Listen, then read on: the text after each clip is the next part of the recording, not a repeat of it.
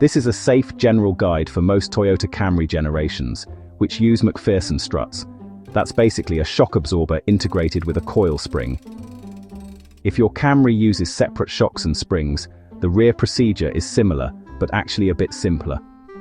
Now, the exact steps and torque specs can vary by year and trim, so you should always consult a factory service manual for your model, and of course, follow all safety practices. Important safety notes: work on a level surface, wear eye protection and gloves, and use proper jack stands. Never rely on a jack alone. Coil springs store a lot of energy, so if you're reusing your springs, use a quality spring compressor exactly as instructed. If you're not comfortable with that, it's honestly best to install complete strut assemblies.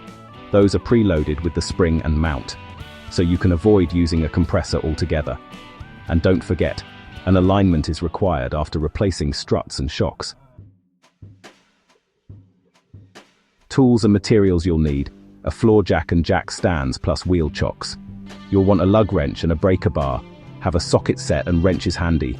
Common sizes on a Camry are 12, 14, 17, 19 and 22 millimeters, and you might need a hex or Torx bit for the sway bar end links if that applies. Grab a torque wrench and a spring compressor if you're transferring springs. Some penetrating oil and a rust wire brush are helpful too. A pry bar and a rubber mallet can come in handy, and you'll want a paint marker or a scribe for marking camber bolt positions. Make sure you've got your replacement strut or shock assemblies, plus new mounts, bump stops and bellows as needed. And if you like, anti-seize for non-critical fasteners, and thread locker where specified by the manual. Before you start, identify your front versus rear components. The front are struts, and on most Camry generations the rear are struts as well. If yours has separate rear shocks, the spring is mounted separately on the control arm. Definitely read the service manual for your year to confirm torque values, fastener locations, and whether you've got an eccentric camber bolt at the strut-to-knuckle connection. Loosen the wheel lug nuts just slightly before lifting the car. Now, for front strut replacement on most Camry models, here's how you prepare and lift: park up, set the parking brake, and chock the rear wheels. Loosen the front lug nuts about half a turn. Jack up the front at the proper jacking point and support both sides on jack stands. Then, remove the wheels. Alright, so next up, you're going to disconnect the attachments on the strut. First, spray some penetrating oil on those big lower strut-to-knuckle bolts and the sway bar end link nut. Then, unbolt the brake hose bracket and the ABS sensor wire bracket from the strut body. Usually, that's a 12 to 14 millimeter. Just make sure you don't stretch or twist any of the hoses or wires, yeah? After that, disconnect the sway bar end link from the strut. If the link stud starts spinning, hold it steady with a hex or Torx bit while you loosen the nut. And if things are seized up, use more penetrating oil and a bit of patience. You definitely don't want to damage the boot. Now, it's time to mark the camber position. Grab a paint marker and outline where the strut meets the knuckle, and don't forget to mark the position of any eccentric camber bolt.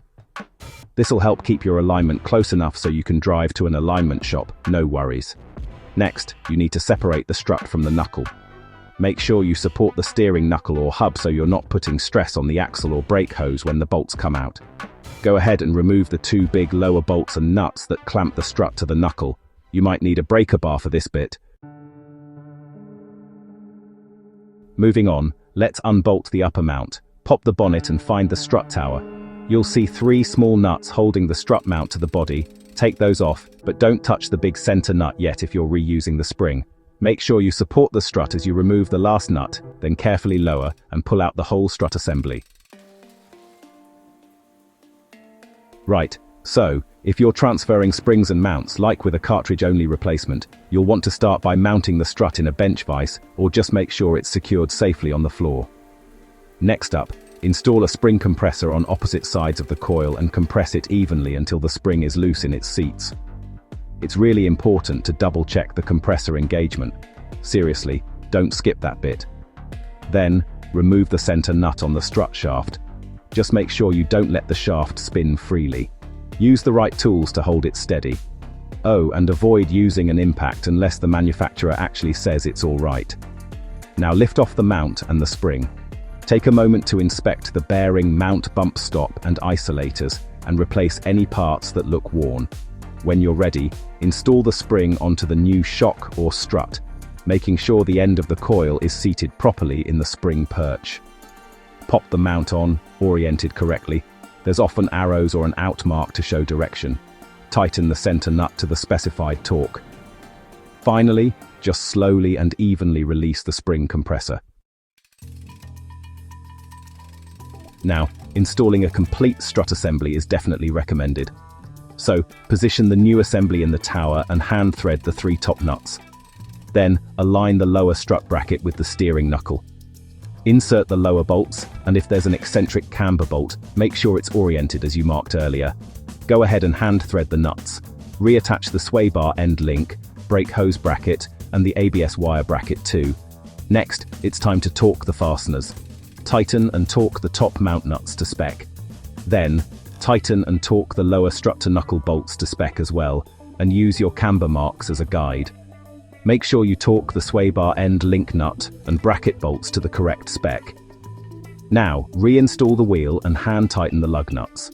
After that, lower the vehicle and torque the lug nuts in a star pattern to the manufacturer's specification.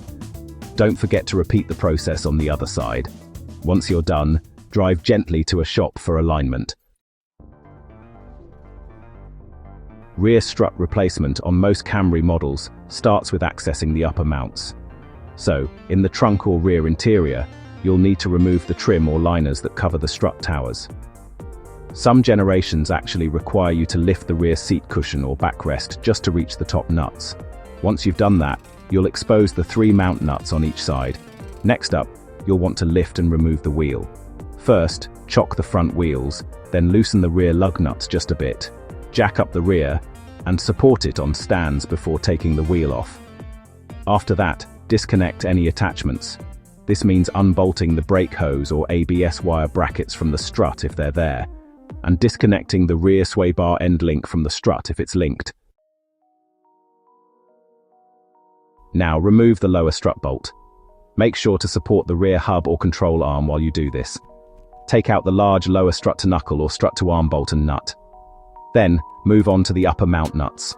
Loosen and remove all 3 upper nuts inside the trunk or interior, but remember to support the strut as you go. With that done, you can remove the strut assembly. If you're reusing springs, you'll need to compress and swap components just like you did with the front, then reassemble everything. Install the new or rebuilt assembly by hand threading the upper mount nuts first, then put in the lower bolt. After that, torque the upper mount nuts and the lower bolt to spec. Don't forget to reattach the sway bar link and brake or ABS brackets. Finally, reinstall the wheel, lower the car, and torque the lug nuts to spec. After installation, it's important to get a 4-wheel alignment, because even with careful marking, camber and toe will probably change. Take a slow test drive, listen for any clunks, and make sure the steering wheel is centered. Recheck the torque on the lug nuts after your first drive, and inspect for any loose brackets or leaks.